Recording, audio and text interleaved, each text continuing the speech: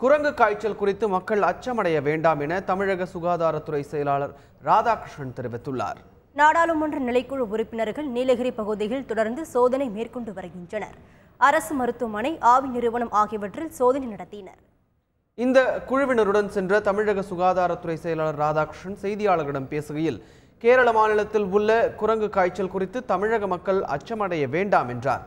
தமிழக எல்லைப் பகுதியில் போதுமான பாதுகாப்பு நடவடிக்கைகள் மேற்கொள்ளப்பட்டு வருவதாகவும் அவர் கூறினார்.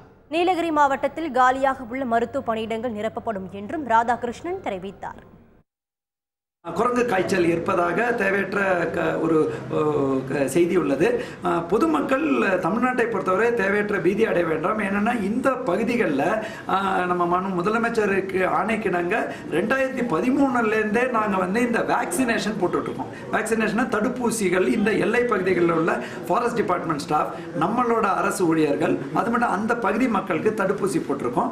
இப்போ ஈரோடு பகுதி, கேரளாவில் சில பகுதிகளில் இந்த மாதிரி இருக்குன்னு சொல்லி ஈரோடு பகுதிகளிலும் இந்த தடுப்பூசி விரிவுபடுத்தியிருக்கோங்க. தேவையற்ற பீதி வேண்டாம்.